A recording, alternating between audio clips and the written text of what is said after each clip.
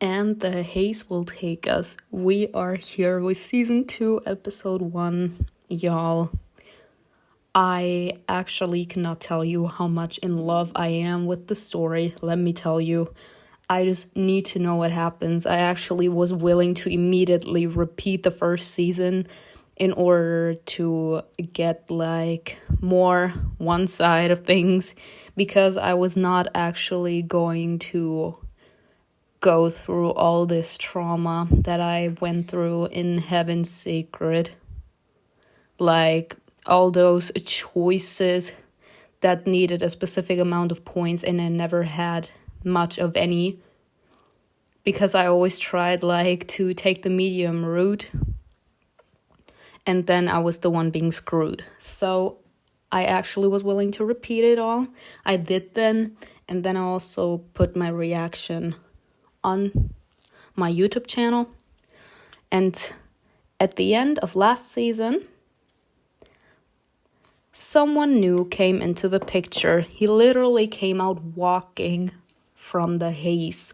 So now I'm actually intrigued to know who it is. So enough talking.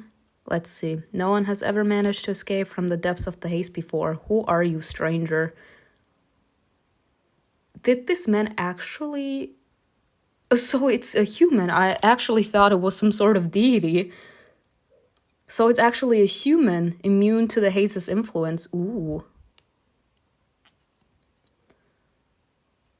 Episode 1.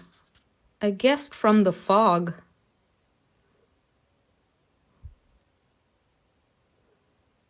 Y'all, the creepiness. I'm actually telling you, these zombies, like these abominations that are coming out of the haze, are actually giving me nightmares. They're actually giving me nightmares. But the storyline is so good, so I can't give up.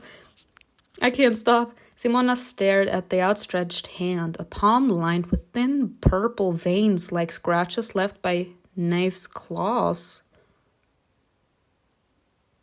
Okay, he fine though. He fine as fuck. Okay, first off. Second off, he seems disfigured on one part and he actually seems to be blind. Like he has that white glow in his eyes.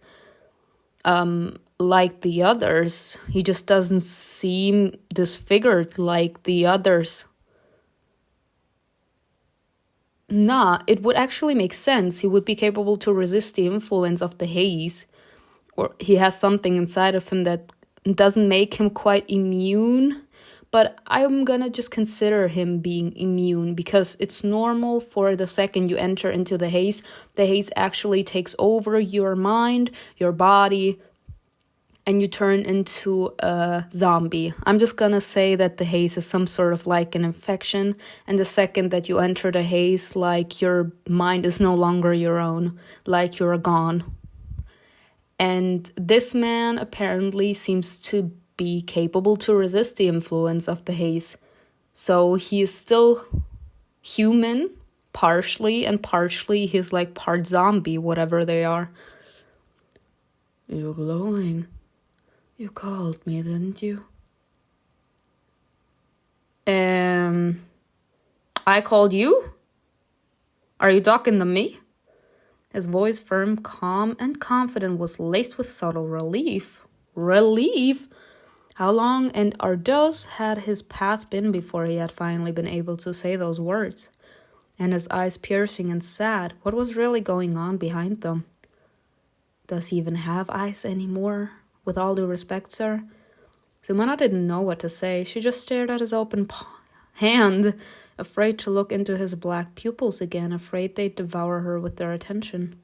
The stranger took a step toward her, but before fear overtook Simona, one of the cochers broke from the orderly line and touched the man's face. The stranger's gaze shuddered. He fell to his knees, then slumped to the ground. Simona screamed and recoiled, staring numbly at her feet, where his motionless, unconscious body lay. The fuck? The Kyoshis turned their backs on him and slowly retreated into the fog. With each step, the mist swallowed them more and more, dissolving their silhouettes.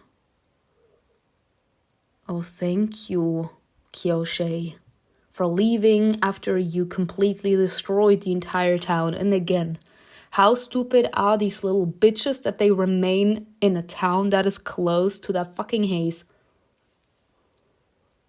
Again, with all due respect, soon there was no evil spirits left in the outskirts of the village.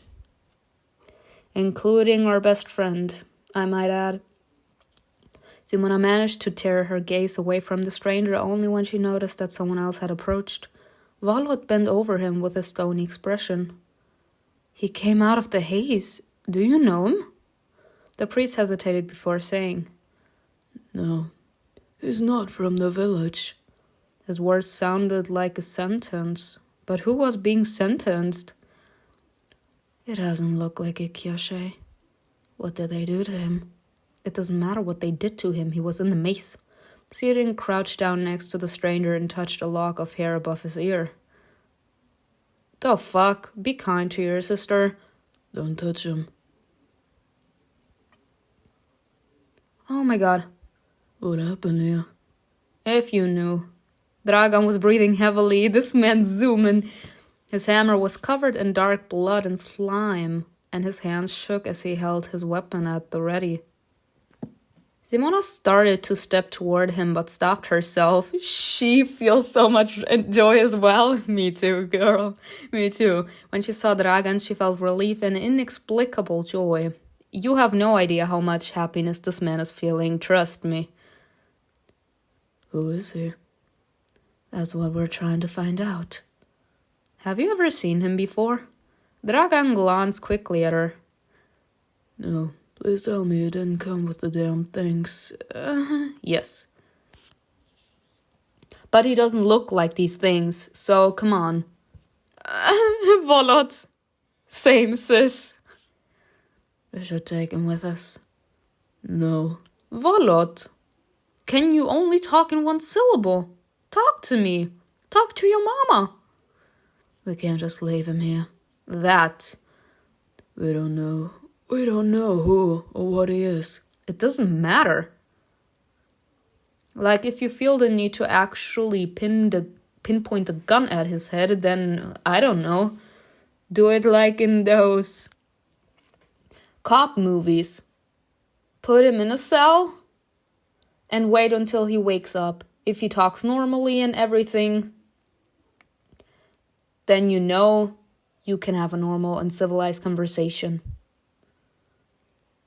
Like, the second this man appeared on our grounds, the Kyoshis disappeared. Don't you think there's a reason for that? He said that. Simona cut herself off, thinking it over for a moment, and said, He'll stay at my place. No. I don't think they'll allow it. DRAGAN. My man. Don't even think about it. VOLOT. You can't. Oh my god, SIRIN. All three of them. I mean, I did slay. I did play with them all. What can I do? No way. Yet he can sleep with you. Their voices merge into one unintelligible protest. All at the same time. They exchanged glances, then shifted their persistent stares to Simona, who was speechless. All of them in one syllable, y'all. They said, no. They're worried about you. Of course they are, and I love them all for it. But they're not worried in a friendship way. I did play them like fiddles. Hannah can sleep with me. We'll lock him in our room. SIRIN glanced at VOLOT, silently asking about his decision. DRAGAN clenched his jaw. He's not having it. Well, baby, if you want to make sure that everything is fine, then you stay at my house too. If he stays at your place, then I'll stay too. What did I say? He's my man. He's my soulmate. I'll go to the door in case he gets violent. He gets violent. Right now he's still unconscious, but I get what you mean. Then I better take care of that. VOLOT gestured with his skull toward the motionless figure of the man. If it's an evil spirit, it will be more docile with me around. They both want to stay. I have to choose. That's fucked up. I'd feel safer with DRAGAN. I don't need your help. We always need help. We're the fucking damsel in distress. I'd feel safer with DRAGAN.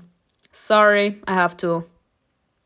VOLOT blinked, took a deep breath, and said in a low voice, "Alright, but be careful. Line the threshold with salt." DRAGAN didn't look at Simona as he picked up the man. He slung the stranger over his shoulder and said, glancing back, "Go ahead so I can see you." The fuck?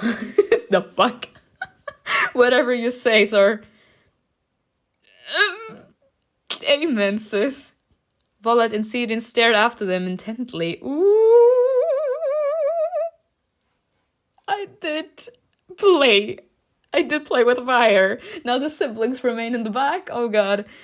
When they were almost out of sight, the witch, still gazing ahead, said to the priest, "She chose him over you." Oh my goodness gracious. Oh my goodness. I mean, partially, is she wrong? I had to choose, and DRAGAN is my man. But she's saying this as if I wouldn't give a damn about him at all. You know, like that he completely won the war. She chose him over you. VOLOT paused for a moment as if he had to force himself to speak out loud. She didn't choose you either. And now they're using... Oh god. They are putting their frustration because we picked DRAGAN instead of VOLOT or SIRIN out on each other. This is so sad and so painful. Are you happy about that? No. Oh my god. Y'all, the drama immediately starting, immediately unfolding. You shouldn't have let them go. What if he's dangerous? DRAGAN can handle it. Let's go. Oh my god. VOLOT literally just said he is not having the fact that we said, DRAGAN, yes, you can come. Oh my goodness. I don't think that DRAGAN would have had a conversation with SIRIN, truth be told. Oh my god, y'all. This is... I can't. And it's the fact... No, y'all. Because I played. It's because I played. I played. So, they were both heard that I went with DRAGAN, and they used each other to let out their frustrations because they wanted to be the ones next to us. Simona stopped in front of her house. Someone's presence, a silent but ceaseless attention, made the hair of the back of her neck stand up.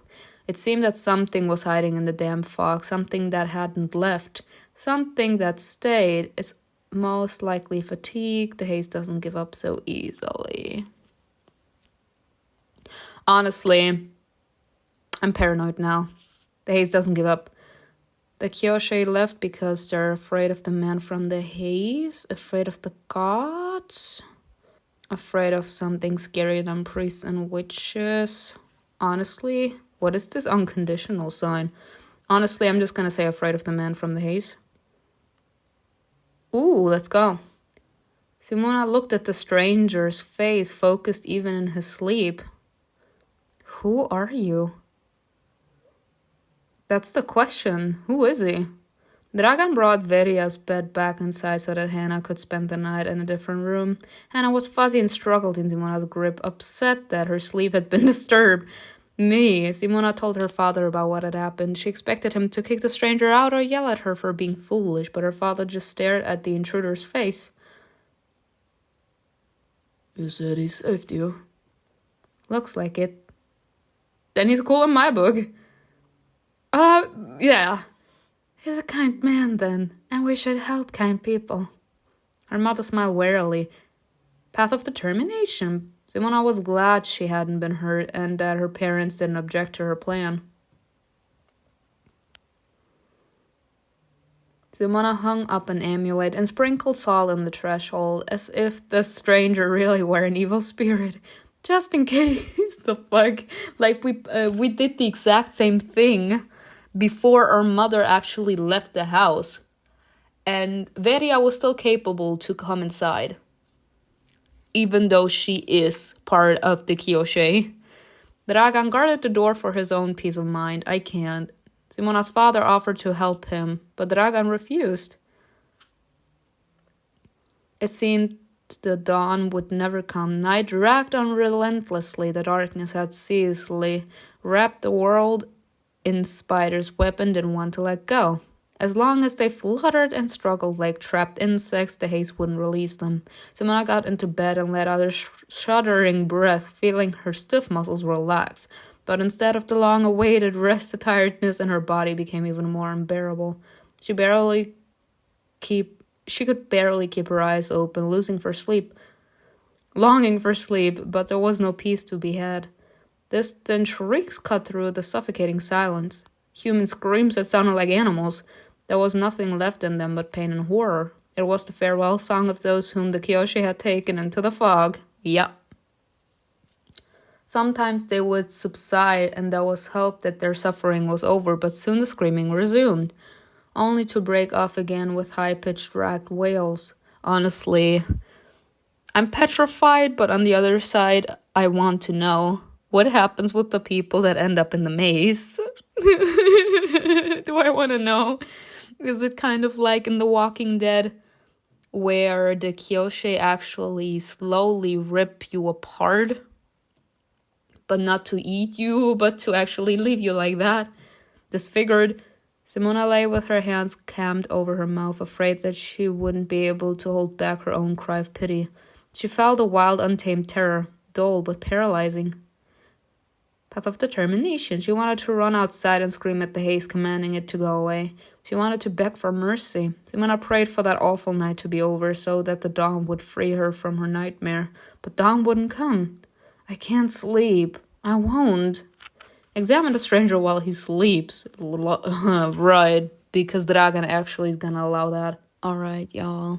I just felt the need to point this out. Like, it's 2 days after I started recording for this episode, but I've been feeling extremely sick lately. Like, I'm still not 100%, but I wanted to try at least to continue with this episode, because I have the feeling that you guys then have the feeling that I forget that I need to continue the stories, but I don't. It's just, sometimes life happens, like, I can't really control it, but I'm gonna try at least now to continue with this episode, because I'm really intrigued. Okay.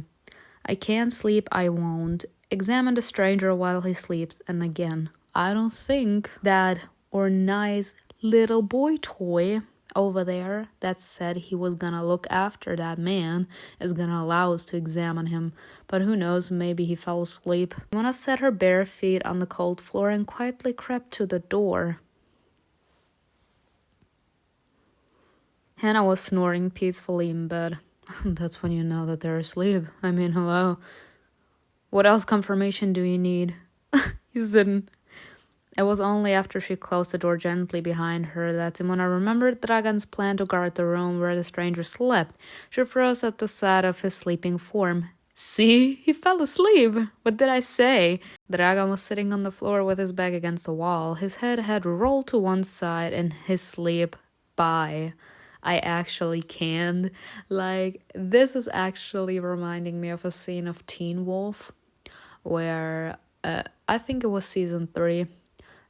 Scott and Isaac wanted to make sure that Scott's mother wasn't gonna be the next human sacrifice, and then they both fell asleep and left the mother unattended. That's exactly like what Dragan is doing over there. Like, he knows that that man in that room could potentially be a threat, yet he like sits down in front of the door and he just falls asleep. Like, damn. His brows were furrowed, angry with something that wouldn't leave him be, even in dreams. Oh, he's having a nightmare. Simona froze in front of Dragan for a moment, fighting the urge to reach out and smooth his mussed hair. Me. Bye. Not the... not the blushing. Simona shook her head. Yeah, get your head together. Stop it. Stop staring at him, you fool. No, not you fool. Like, this is love, bitch. Like, what you want? Like, we just need to, like, get it together. Simona looked at the locked door. He's in there. She carefully turned the handle and entered. Like, we're so fucking stupid. Imagine this man would actually be a menace. As awful as the night was, it wasn't endless. The sky was still black, but it had begun to lighten on the horizon, promising an imminent dawn. Simona took a step, entering the darkness of the room silently, as if she herself were a part of the shadows. Her gaze never left the bed where the stranger was sleeping. She moved cautiously forward, touched his things with her hand, and only then did she allow herself to lower her eyes. Arrows, a blindfold. Simona thoughtfully ran her fingers over the bowstring. Can Kyoshes be killed? Is this bow capable of that? She picked up the thick black cloth and stroked it with the pad of her thumb. He came out of the haze wearing a blindfold. Why would he need it? Is he blind? Again, I don't think it has anything to do with the eyesight. Kyoshes are blind. So again, in my eyes, I think that he's like someone that's capable to fight against what the haze does to you in there. Like, he's stronger mentally, so the haze isn't completely capable to take over him. So he has a part Kyoshe inside of him and part still human. Like, the haze wasn't capable to completely take over him. So, yes, he blind. I feel. But it could also be that he has like those eyes like the old priestess. She's from one eye blinded. And because and in that eye she can actually see a future or something. Like, you get what I mean. Like, she's capable to actually see the prophecies that the gods are sending her through that blind eye. Maybe that's the same thing that he can do. She glanced quickly over her shoulder, realizing that she had forgotten about his presence. She put the blindfold back in place and moved toward the bed. The man was sleeping soundly. His arms were extended straight along his sides. In my eyes, the bigger question would be that the Kyoshi walked towards him, they touched him, he fell out, and that somehow motivated all the Kyoshis that were in the village to walk back into the haze. What sense does that make? His chest was heaving. The stranger's face was calm, yet there was an elusive but powerful tension in it. I'm just waiting for Dragan to wake up and see that the door is open. God damn, he's gonna rip us apart. God damn, he's gonna smack us. His whole body, which had intently appeared relaxed, seemed as hard as rock. His clothes were worn and old but clean, without a single hole. It was obvious that he took good care of them and mended them regularly. Who are you? Her soft whisper cut through the silence with that fateful question. Simona was afraid that the man would open his eyes and respond to her question. But the stranger slept on.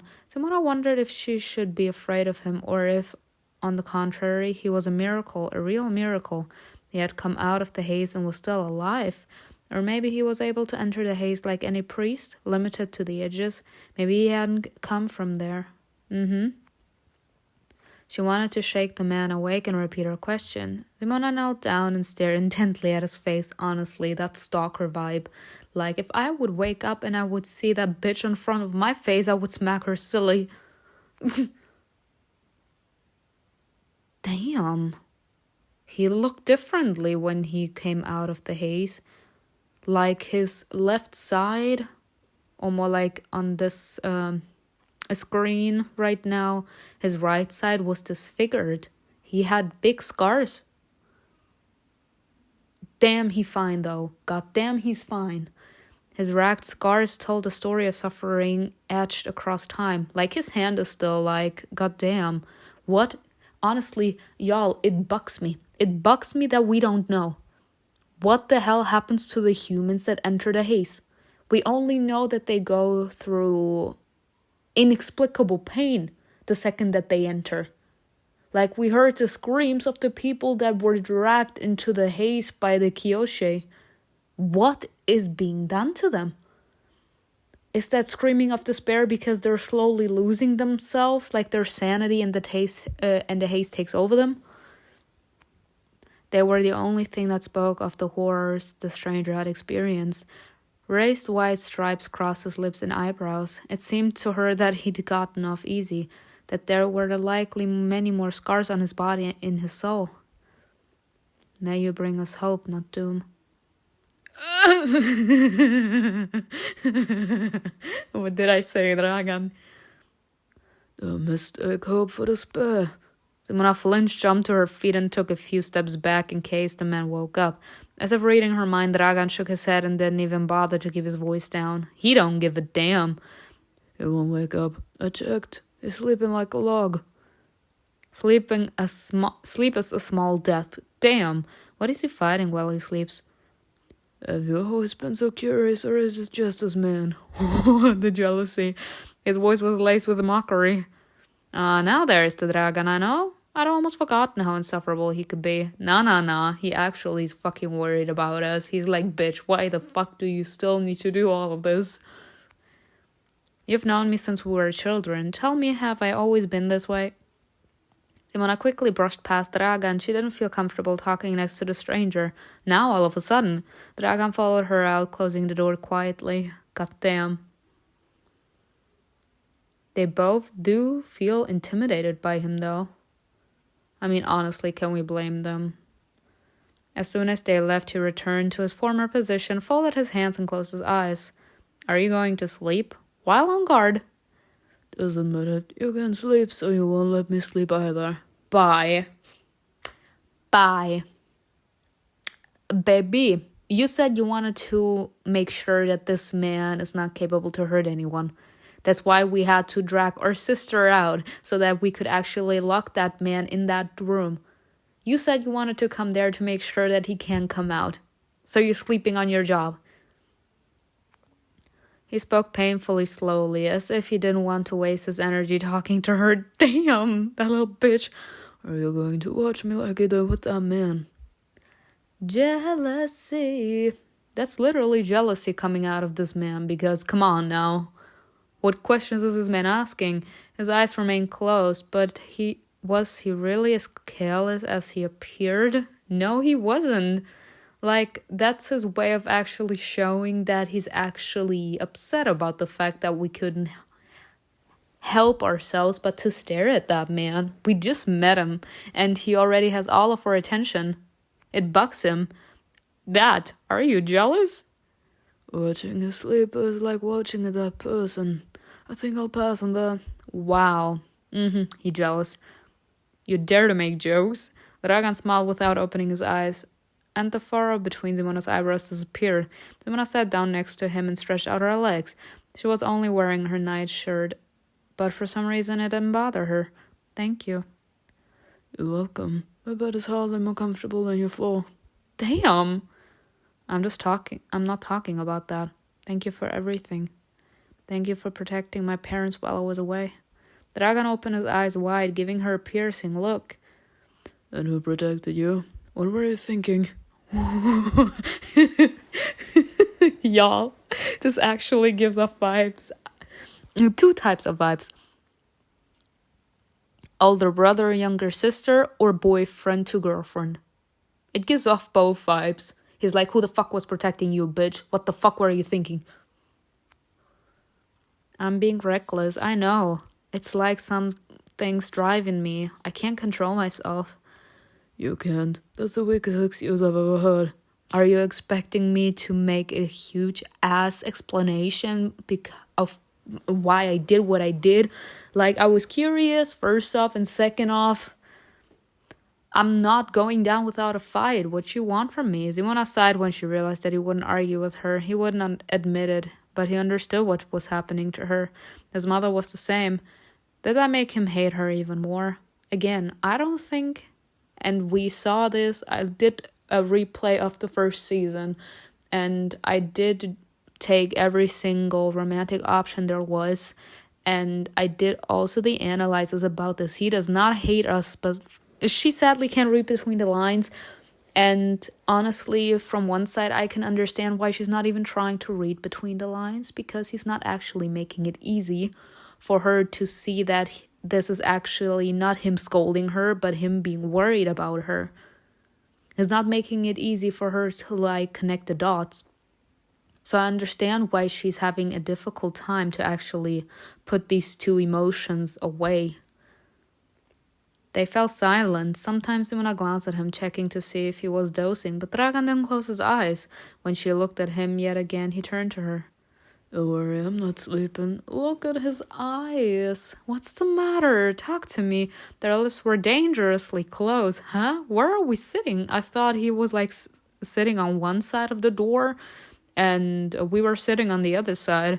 They froze as if any movement might lead to a kiss, but then Dragan turned away and lowered his head. Huh. He looked at his hand, resting casually on his bent knee. He clenched his fingers into a fist, then unclenched them several times as if he were trying to let himself get a grip. Yes, because the temptation that we represent being in such an intimate and fine space is actually tempting the shit out of him. So right now, because it would be like a shock to us if he would immediately go for the kiss, because he never actually showed it, and again, he doesn't want to admit that we have power over him. He doesn't want us catching him slip. He's trying like to collect his thoughts, trying to smack the shit out of himself and saying, yeah, you need to control yourself. Sometimes I was awful to you. I'm sorry. Aww. You really were insufferable. He was. But you know what? If he's already in a vulnerable space, that's alright. Simona pursed her lips. She had been waiting for an apology for so long, only to pretend that it didn't matter.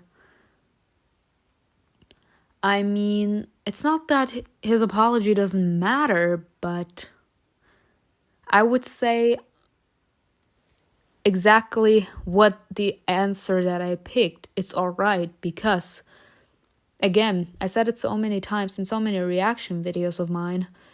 In my household, there are people that don't know what an apology is. So with those people, when they then apologize, it's like World War II has happened. It's so, World War III, because World War II has happened before. Like, it's literally not possible for them to ever apologize.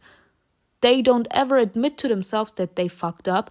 And when they then actually feel that they fucked up, they don't really say sorry. They try to like find subtle ways in order to make it up to you, so that they feel better about themselves. But the words, I am sorry, never escape their lips. So I'm actually used that there are people out there that apologize and people out there that don't. So when people actually do, then I see this as a very strong, I can admire that in a person. Simona laughed nervously, touched her eyebrows, unconsciously trying to cover her eyes. If Dragan was the guilty one, why did she feel so awkward? But you don't mind? You don't mind what's happening between us now? What's happening between us? Dragan looked deeply into her eyes, at first sharply surprised, but soon his gaze softened. He smiled so warmly her heart jumped. It felt so nice for her smile to be meant for her. Sometimes I forget that what's stirring inside me is not necessarily the same inside you. Would there ever be a moment when Simona would have the courage to admit it out loud? Not even about herself, about him. At least they hadn't mentioned Veria. Something was changing in their relationship. Maybe someday you will overcome the many obstacles between you. I mean, I'm not the one actually putting up the walls. Like, this man needs to break down his defenses. Dragan looked away from her. I remember how jealous you were of me with your father. He would follow us around to make sure he didn't mindlessly pick me up or buy me anything. Simona was silent for a moment, trying to muster at least a little courage and not let Dragan change the subject. But she couldn't. She couldn't. Therefore she replied, Of course, I'm still jealous. Dragan laughed softly. Simona swallowed the lump in her throat. There was only one thing running through her mind. Veria loved you. Do I have the right to feel the same? I mean, loved you or was in love with you are two different things. But I feel like the story is actually meaning that Veria was in love with him. But just because your sister was in love with him, that doesn't mean that you can't be. I mean, it's not really anyone's fault if Dragan hasn't liked her that way back. He does appreciate her, and I did say it. He appreciated her, and she truly does miss her. But he just didn't love her in a romantic way, and that's nobody's fault.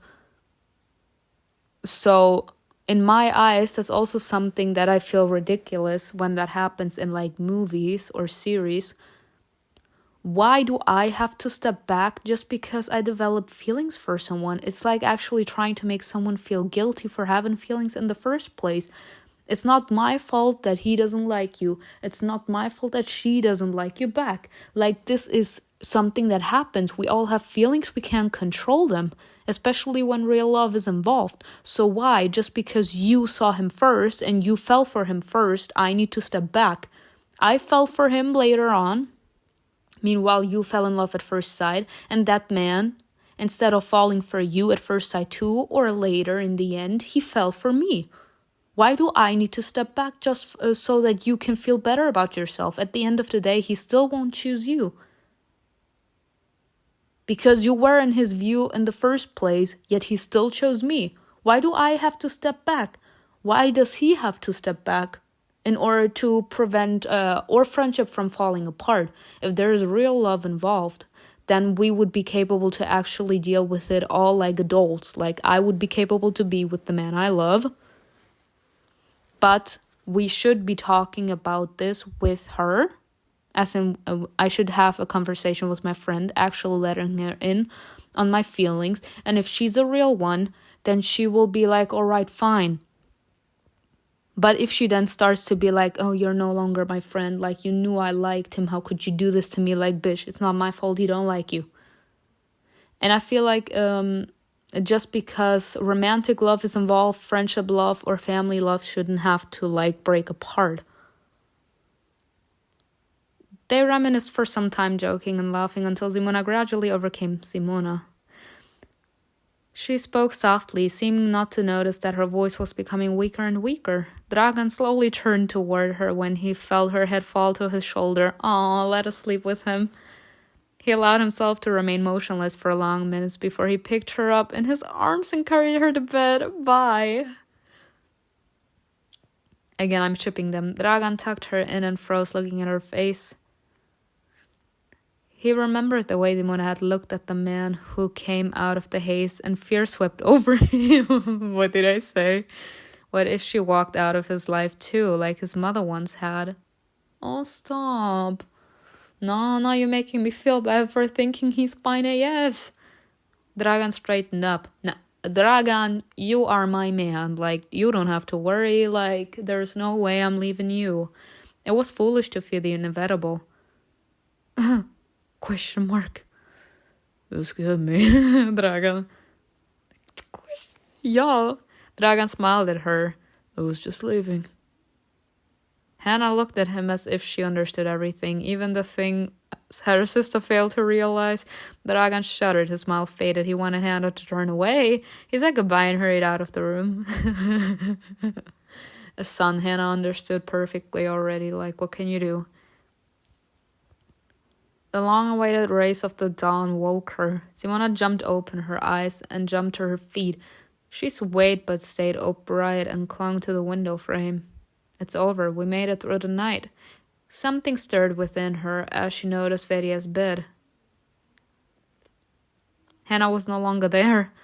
I should get dressed too. As she fumbled with her dress, her mind raced with thoughts about Dragan, about the mysterious man. She could hardly believe she dared to enter his room in the night. Finally, Simona was ready. Sometimes they be giving us those options. Y'all, are we seeing this? Nah, nothing. It's all ugly, y'all. It's all ugly. I'm fine, thank you.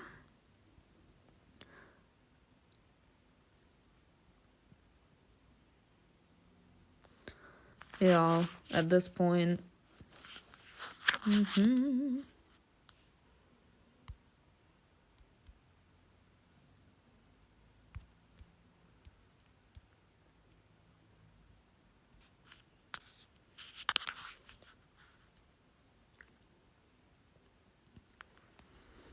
I'm happy now. Simona's mother was busy cooking. Dishes clinked softly. She looked drained and haggard with despair in her eyes.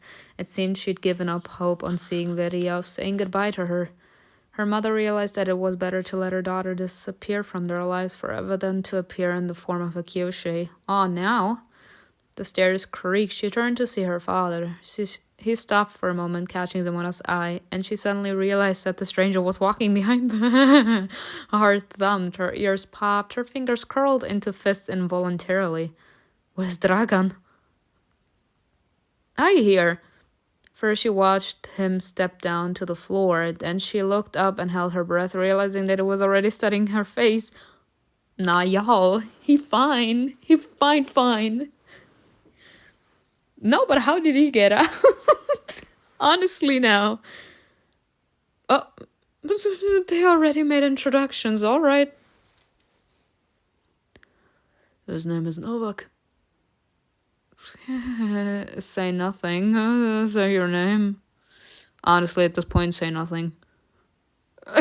I would be overwhelmed with emotions. Novak met Simona's eyes with a daring look, mirroring the boldness of her own gaze. The fuck? So this man wants to play it like this. He's like, bitch, if you don't show me any sort of emotion, I'm not showing you anything either. Honestly, this is funny. He's like, you're not showing me anything, I'm not giving you anything either. My father has provided him with clothes. I mean, come on now. Sid, don't just stand there. Oh my god, mother. What are you doing? Simona helped her mother serve food and drinks. It was silent around the table. Ood. Novak took his spoon, scooped some porridge from his bowl, and broke off a piece of rye bread. He paused for a moment looking at the food, and then, as if let off an invisible leash, he began wolfing down the meal. He was apparently so hungry it was surprising he'd found the strength to get out of bed. So when I exchanged glances with her parents, I would assume that inside of the haze there isn't food. They didn't speak, only watched the stranger devour his breakfast. When his bowl was empty, Novak reached for his cup of milk, but Simona's father gently took it aside from him and put it aside. Ratme. Not so fast, Novak. The stranger put his hands on the table obediently and moved his sharp, skeptical gaze to Simona's father. Will you answer a few questions? The man nodded slowly. Did you come from the haze? Yes.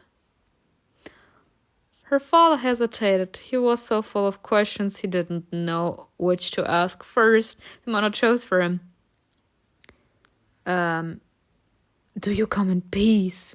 How did you manage to... Honestly? Oh god. Can I ask all of it? How did you end up in the hate? Are you human? Oh god, y'all. I want to ask them all.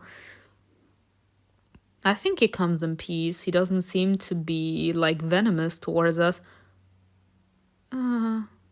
Honestly, how did you manage to survive in there?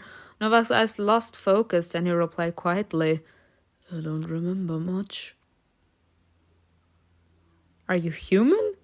Novak looked at his hands, moved his fingers, then replied quite calmly, although Simona thought she heard disappointed mockery in his words. I've always thought I was. Oh, God. That question was unnecessary. You don't say. How did you end up in the haze? Novak clenched his jaw and swallowed. His Adam's apple bobbed threateningly. Simona feared she was treading on very thin ice, so she didn't insist when he responded with silence. Okay. Can we ask all the questions or not? That's not a question. You know what? I'm not gonna ask do you come in peace, so don't push him. Her mother handed Novak the cup so that he could drink his milk. Ratmi didn't interfere. He watched as the stranger drank it down in 2 gulps just as greedily as he had devoured his food earlier. When he finished, Novak took her mother's hands. Ratmi straightened threateningly, but Novak's words calmed him down. Thank you for the bread and shelter. He turned to her father and took his hand too. Bless you, sir. What the hell is... okay. Simona couldn't tear her gaze from how firmly he grasped her parents' hand. He held them as if he'd missed human warmth. I'm pretty sure he did. How long has he been in the haze? How long has he been all alone? The door opened and VOLOT came in. The menace.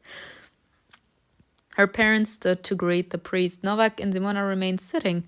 He was wearing the bull skull, but took it off as he entered the house to show respect for the owners of the house.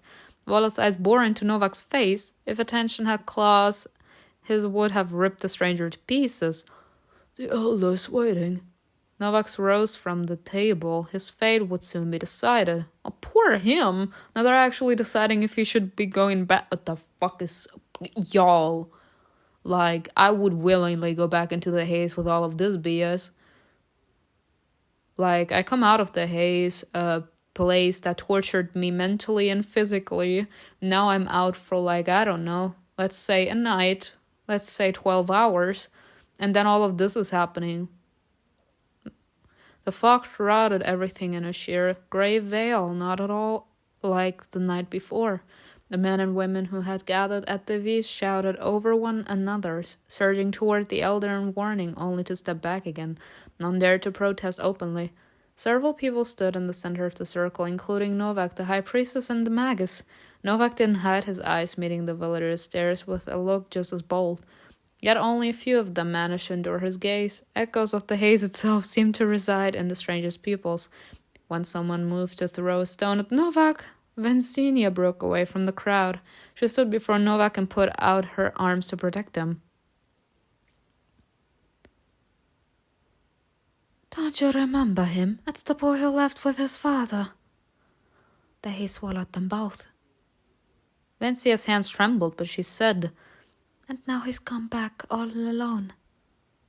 He was only a boy when he left, so he's from the village? Apparently. Yes, returned, but at what cost? The elder leveled a cold look at Novak, leaning on his crooked cane. He looked at the stranger as if he were one of the Kyoshis. Where is your father, Novak? What did you see in the girl's face? Novak pursed his lips, but stood tall and straight. A shiver ran down him on his spine. He's standing straight and motionless, just like the Kyoshis. Did he learn it from them? Novak's gaze seemed to lose some awareness. It was as if he was searching his memories deep into the far corners of his mind. But where there ought to be images and recollections, there was only a grey fog. I don't remember. Only fragments, flashes. His fist trembled and he looked away. I don't know where my father is. The haze swallowed everything up. Simona, who stood apart from the group, caught his clouded look. He really doesn't remember? Or he just doesn't want to? I feel like trauma also could be a contributing factor. But you actually knowing what happened and actually expressing as insane out loud what happens means that you actually need to deal with what has happened. And that means pushing yourself automatically out of the state of denial. But in my eyes, we don't know what's going on inside of the haze. We don't know what happens to people and how he is one of the many people that wasn't turned into a Kyoshi. So it could be very much possible that the people don't remember there, that the haze actually swallows you whole and then turns you into like this lifeless zombie or whatever. If you remain human, then it makes him sort of special. Doesn't necessarily mean that he's completely immune against the haze's influence. It's not his fault. Vencia whispered, muttering the words under her breath to the already angry crowd. Upon hearing that, the woman who stood at the front gathered all the bitterness and pain within her, screaming in response. Not his fault. She turned to Novak and stepped fearlessly toward him. She held out her open hands. They were trembling so hard that it took Simona a moment to notice the dry blood on them. Look! And that's his fault? He's not the one that sent the Kyoshi out. Bitch, what's your problem? It's my son's blood. The Kyoshi took him away. Again, Not his fault. He doesn't control the Kyoshi. As soon as you came back, as soon as the cursed Haze spat you out, they came for us. He's brought doom upon us, and those creatures along with him. Novak listened to her without moving a muscle. He didn't turn away, didn't shrug her off her words. His eyes seemed to fill with clouds of fog creeping into his mind again. What was he thinking? He's the one who brought the Kyoshis here. Right. The first shout from the crowd provoked the others. He's cursed. I feel so bad for him, honestly. I feel like he's being wrongly accused. He actually reminds us of us from Heaven's Secret Crime.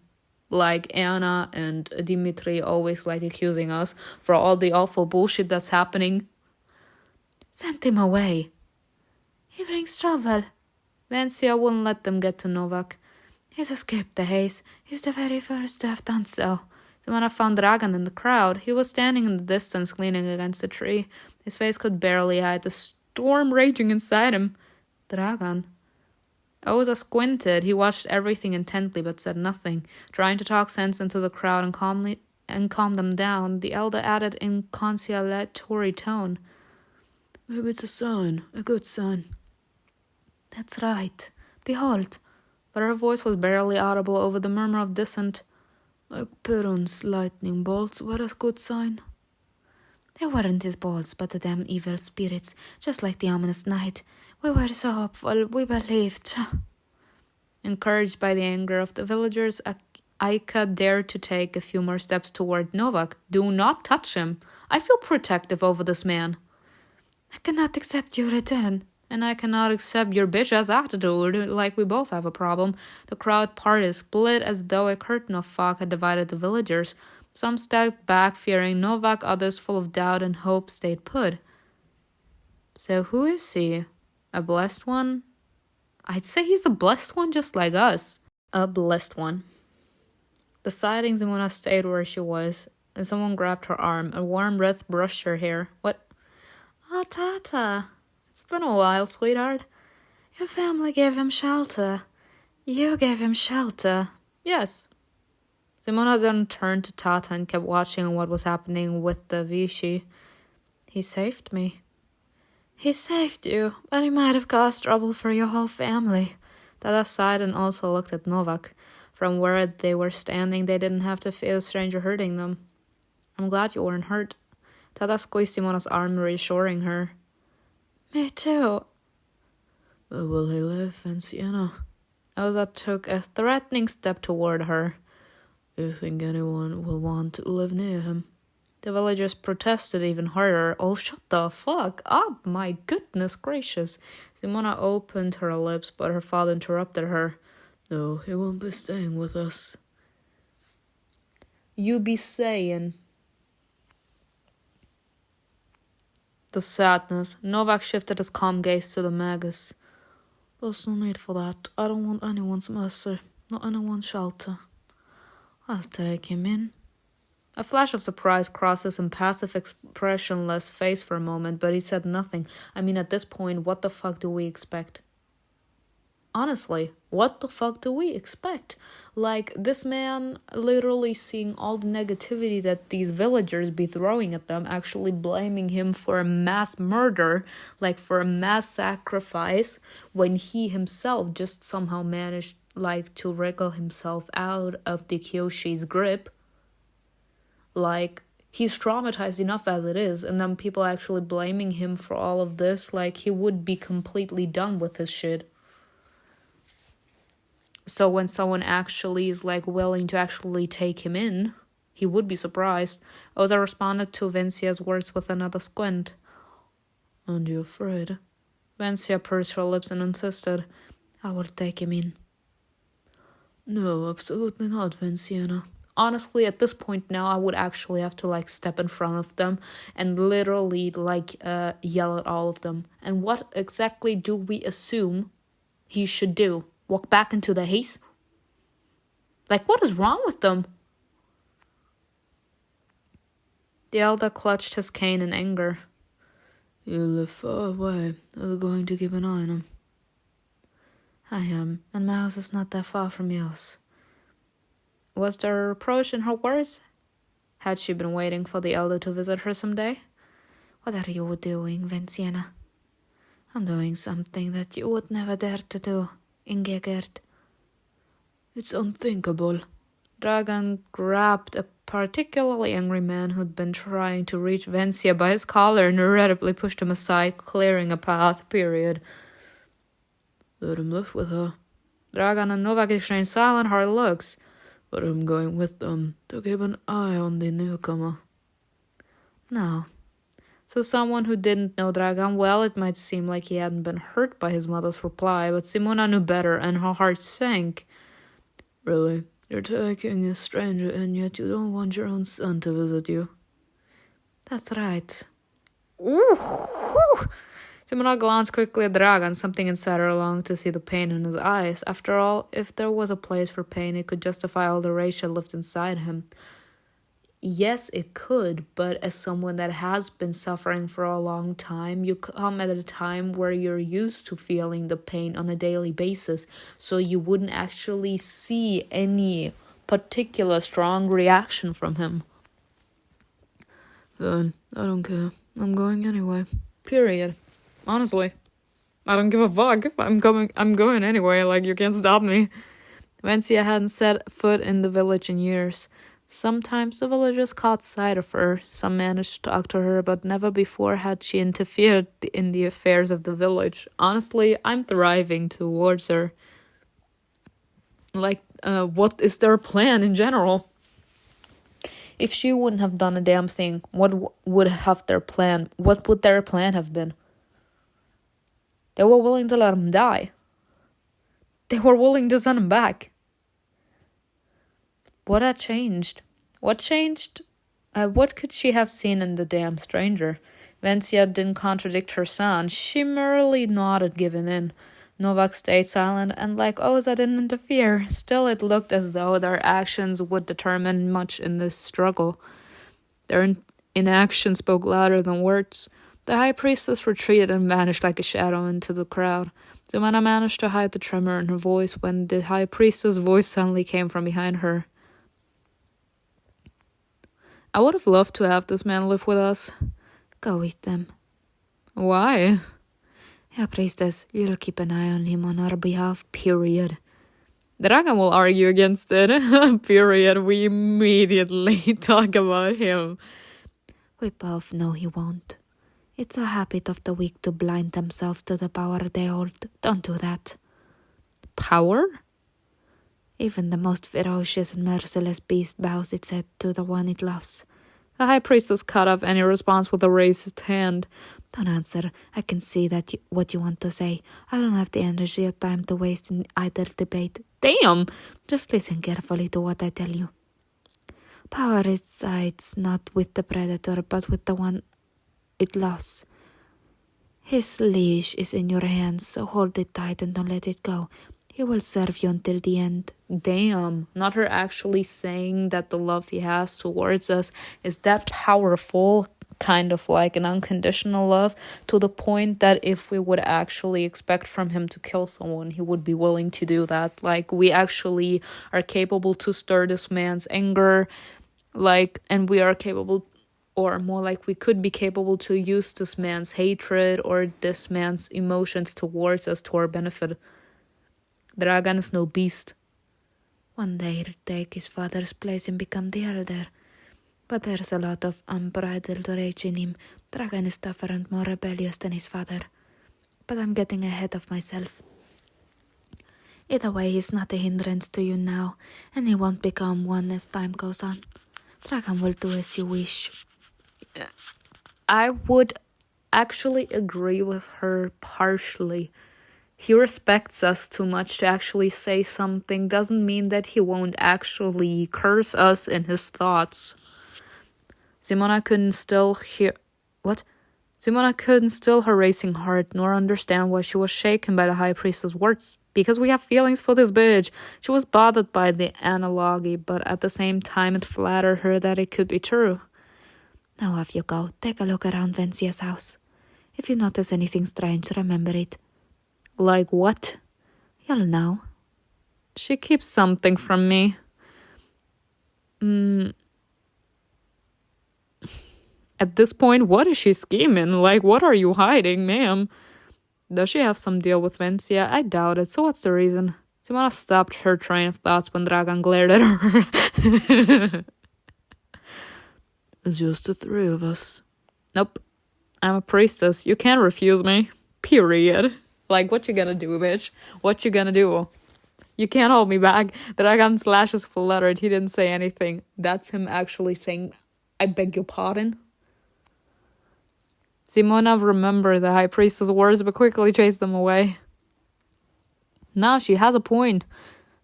Venciana held out her hand to Novak as if to touch his sleeve, but stopped herself. Will you come with me? Novak bowed his head. I will be forever grateful for your concern, but I'd be fine in the forest. Nope. I'm glad the problem has solved itself. Oh, Dragan, you little... No, it's dangerous in the forest. Novak's lips slowly curled in a smile. Honestly, what could be worse than the haze? With all due respect. Aww. Simona froze for a moment, taken aback. His smile was surprisingly kind, so kind that there was nothing in it but quiet compassion and humility. Honestly, I think it's so fucking sad that they view everyone coming out of the haze as a monster, like he's not behaving like a Kyoshi. That alone should actually be a huge-ass surprise, especially since he actually went inside of the haze with his father when he was a little boy. Like, imagine he's now 21, or let's just be dramatic. He's 25 now, and when he entered the haze, he was 8 years old. Like, all those fucking years being in the haze, and he has still remained his human self. Wouldn't that actually stir curiosity? I'm sorry, I don't know what's wrong with them. But at the same time, there was fear, silent terror and darkness too deep to escape. Again, trauma. The haze is not a pleasant place. Like, imagine being surrounded by death all the damn time. I'm just giving people like the ones that actually watch The Walking Dead. Like, imagine being surrounded by walkers all the damn time. And like, just to put an example in here, they could bite you all they want, try to feed on you, yet you will never turn. And the second that they once bite into your flesh, they will immediately like feel disgusted by it and they will leave you be. It will slowly heal, of course, but there will always remain a scar because of that. Because you have like something inside of you that makes you immune. Like, you can't actually be changed through the power of the haze. And the Kyoshi that are living inside of that haze, they have no power over you. Like, they touch you, they try to like to manipulate you or something, and they don't have any sort of power over you. That's not normal. He's like one of a kind.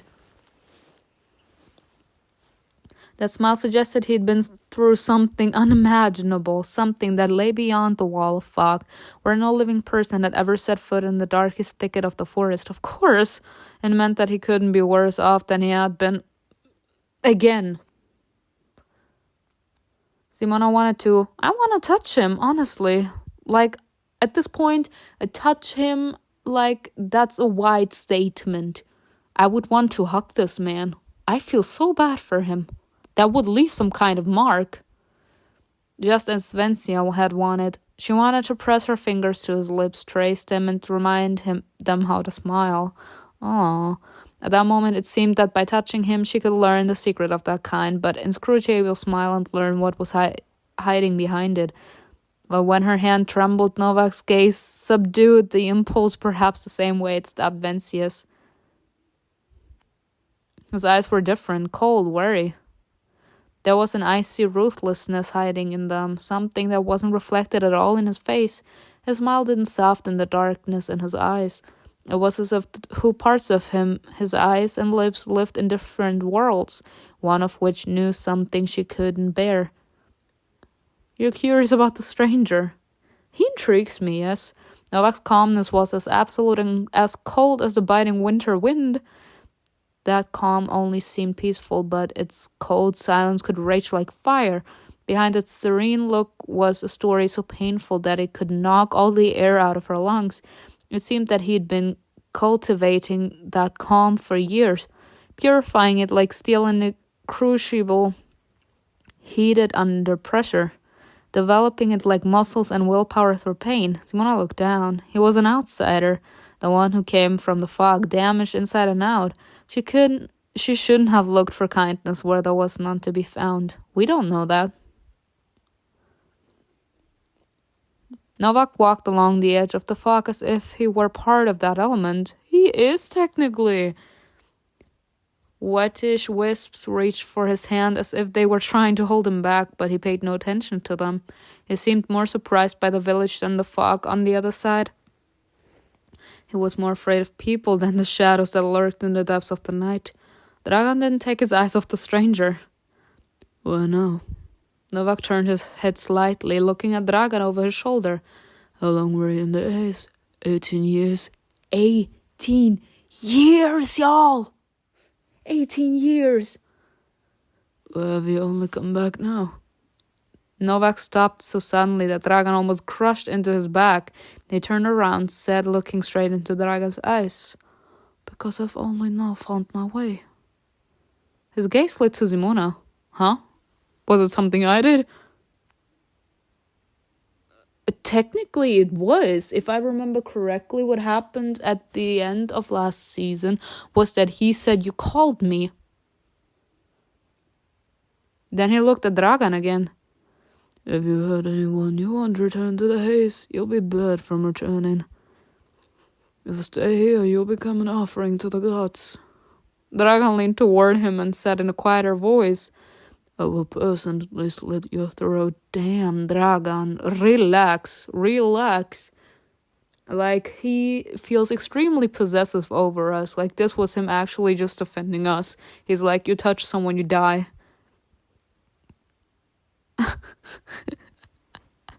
Honestly, I just think it's so fucking funny that this man he's not reacting. Right here. Vencia's hut was on the outskirts of the village, closer to the fog than the rest of the houses. Before entering, she looked at the house, then slowly shifted her gaze to the shroud of smoky mist that lapped at the porch like waves. Is something wrong? The Haze is closer. Without waiting for a response, she opened the creaky door.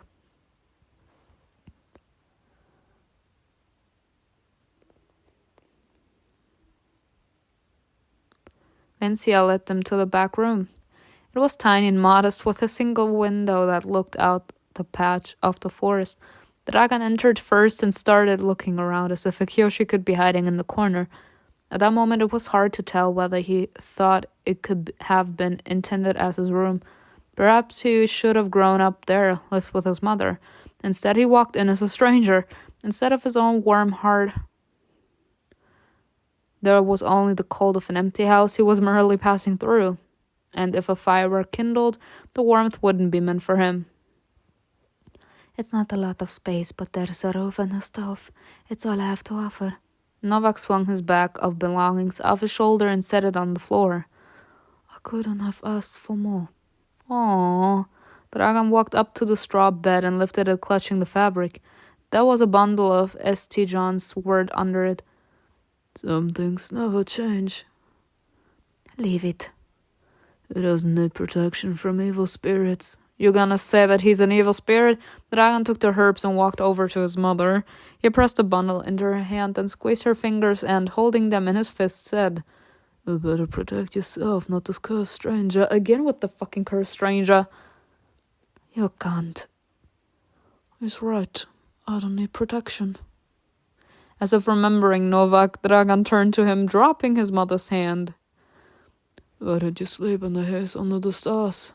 Novak went to the window, looked at the row of trees, and closed his eyes, thinking, It seems like I made a temporary dwelling. It seems. What do you expect from him to say if you don't remember shit? I remember something, but everything's a blur. Simona tried to keep quiet and just watched. She was naive at times, but not stupid, and she understood that Vencia knew much more than she let on. Like everyone around her, she was like that herself. She had long since ceased to share the horrors and secrets that had fallen on her fragile shoulders. She remained silent as yet more mysterious bubbled up inside her. No one in the village was eager to share secrets. Either the answers found you or you had to work everything out yourself. So Simona had to find a clue or something, but there was nothing to be found in Novak's room. Should I look over the house? Explore the house? The hell? Explore the house. Why not? Simona backed away silently, knowing that no one would notice her absence. I'm so sorry, this is so fucking funny.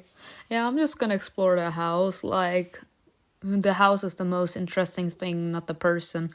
The house was small. Simona thought that if Venciana was hiding anything, it would probably be in her bedroom. She burst into the room, ready to sweep away all the locks and obstacles in her path.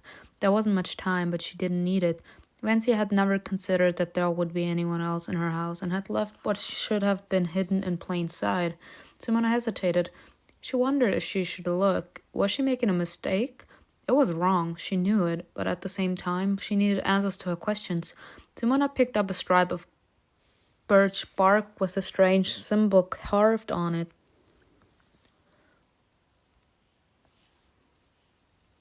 I've never seen this before. What does it mean? She folded the strip in half and hid it in her sleeve. It looks like you found something. Then she looked at the other pieces of birch bark, but didn't find that symbol anywhere else. But she recognized DRAGAN on one of the pieces.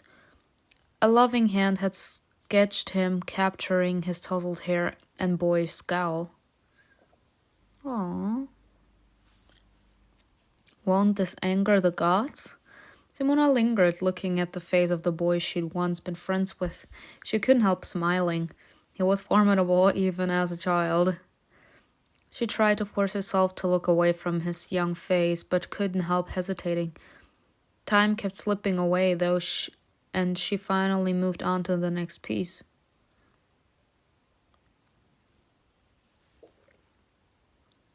Scrawled predictions covered the next piece, confusing and obscure as if written by someone losing their mind.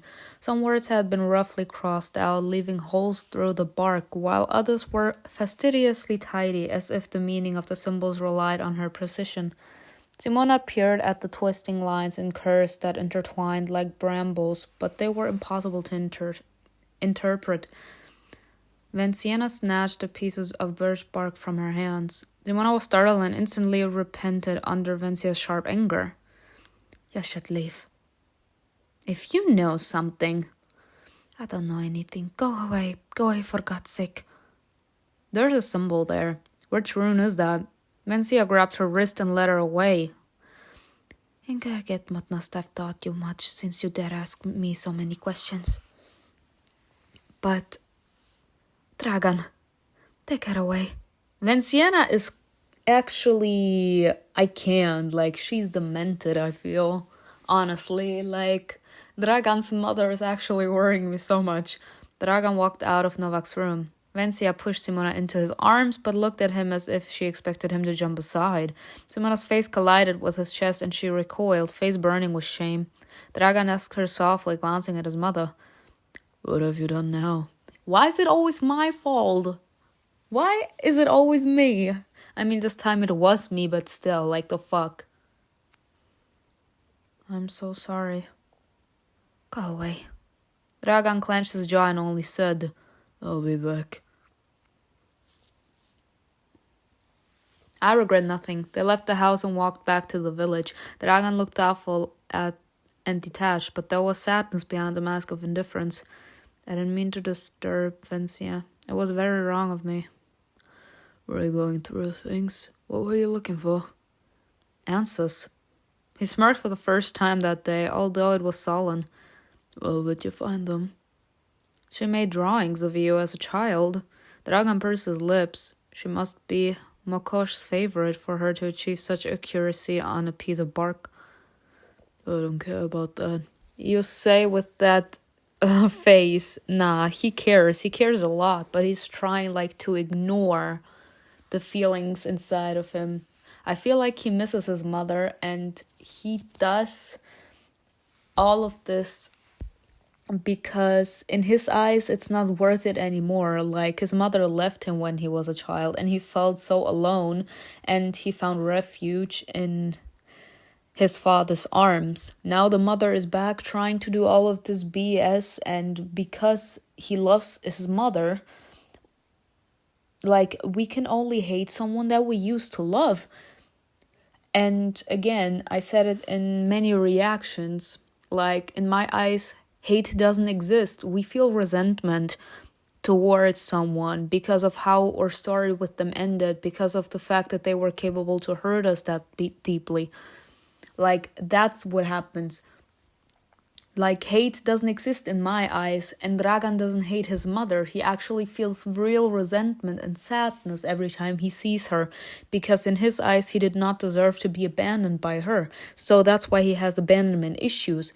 He found refuge in his father, and yet every time he sees his mother, he feels the need to be by her side and help her out. That's like the kind of guy he is.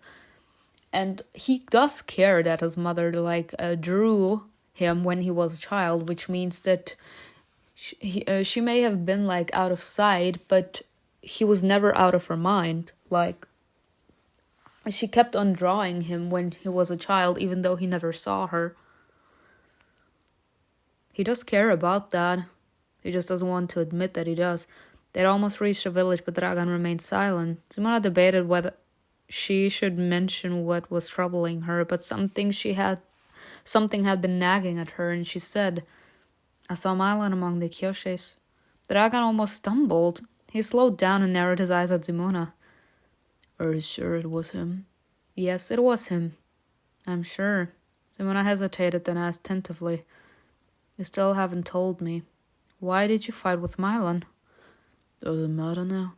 "It does to me." She stopped, forcing Dragan to do the same. It matters to me, that though. And from one side, because of our power that we have over the Kyoshe, I feel, because we, like, have the path of Haze, this man actually, like, kind of stood in front of us as, like, protecting us, and the Kyoshi let us be. He was like the one that started to walk away first, as if recognizing us, and then the other Kyoshi did the same, as they are like a flock, I feel. So of course it would, like, be interesting to us. Milan can't answer us anymore. He sighed wearily. "Milan was always hanging around your house, peeking through the window." Oh, jealousy. "I noticed it several times. I thought he was watching you, that he was obsessed with you. So I drove him away." "What did I say? They were fighting over us." Even so, he's my friend. Why did you do that? What difference would that make to you? You did not like it. He did not like that someone else was interested in us." She couldn't contain her anger. Dragan's temper also flared, and he took a step toward her. Their faces were so close that Simona could feel his hot breath on her cheek. Dragan gritted his teeth and said, "Really? You don't understand?" "No, she dumb. She dumb." Or I feel like she doesn't want to admit to herself because she feels like the thought alone is stupid, since her sister had a thing for Dragan. His breath tickled her face again, and then he took a step back and walked on. Simona didn't try to catch up with him. What could that mean? Is she done? Dragan is lying. Nahinad. Was Milan preparing to kill Veria? I don't think he was. Why is it so difficult for her to connect the dots, y'all? I'm actually so fucking frustrated. I don't think he had secrets. Was Milan preparing to kill Veria? I fucking hate that she thinks that he was ready to kill her. That awful thought struck Simona. No, was he really that ruthless? No, he wasn't. If he would have been, then him being with the Kyoshe, he wouldn't have given a damn. He cared about us. Simona peered into the fog. Milan. I wish that there was, like, something we could do in order, like, to bring the people back. Like, the ones that walked into the haze. that we would have some kind of power in order like to bring the Kyoshi back to their senses and turn them into humans. At Zimona's request, Veria's bed was removed again. Estelle reminded Zimona of her sister, but she was determined not to grieve anymore for what she couldn't change. Night fell quickly, as if covering the heavens with a thick black cloth. That night, Simona fell asleep as soon as her head touched the pillow. Early morning. Simona went to the tent to sheep as usual. Her head raised with worries and reflections as she approached the pen to set the flock loose to graze. The dead! She gripped the cold bars of the fence as usual, but then froze stricken. The air was thick, heavy, like it was before a thunderstorm, but it didn't smell right. It smelled sharply, disgustingly, suffocatingly of blood. And strangest of all, there was no blood to be seen. They are all dead, bitches. Look at this. The sheep lay all over the ground, dead and bloodless. Simona trembled and would have screamed if she hadn't heard the laughter behind her. What? The laughter behind her. I'm petrified, y'all. What is going on? Are you fucking shitting me? What kind of ending is that? I can't. Why are they being like this? Oh well. The next episode is gonna be dramatic. We will see. I hope you enjoyed this video with me. Tell me in the comments below what you think was best, and I will see you in another video. Bye.